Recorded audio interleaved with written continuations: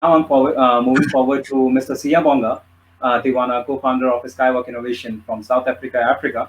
So in this pandemic, those startup who are the agricultural startup, the real estate startups who have been facing several problems, and maybe they have shut it down their companies, and there are several things as well, and there are several sectors as well. So I would like to know, Mr. Sia, about the growth and the survival beyond COVID-19 of these startups. Yeah, Cool. Thanks, Shubham, for inviting me first. I'm my really pleasure. excited to be here. So, this is actually the greatest time to innovate. It's the greatest time to connect and collaborate, right?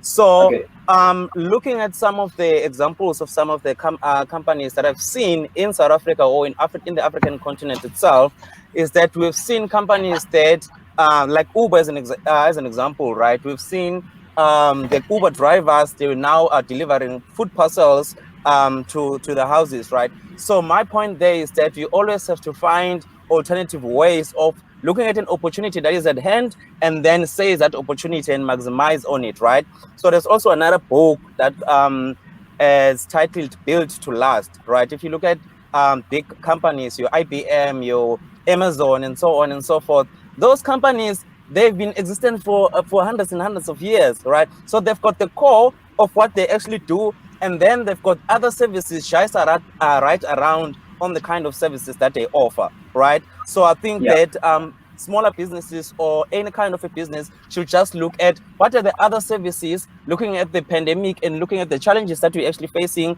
that they can potentially maximize on.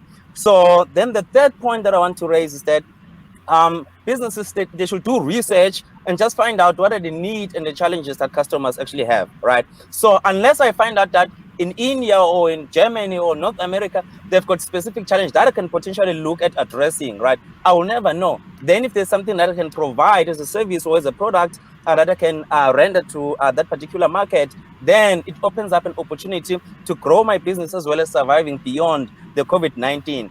So the other thing that I will also mention is that looking at collaborations as well as reusing of technology, right? In Yes. collaborations, I can potentially collaborate with Sydney and say, look, you potentially have products or services that you actually offer from that side that has a heavy need in the African continent because maybe we've got challenges with regulations, we've got challenges with other things that if I can take Sydney's solution, it will be much more easier for me to get to market much more quicker, right? So Yeah. reusing of technology, collaborations, I think is the best time to now connect. I don't have to be in North America at the moment. I don't have to be in Germany. I can just connect and collaborate with other people and look at how can I take my business to the next level or to the other markets.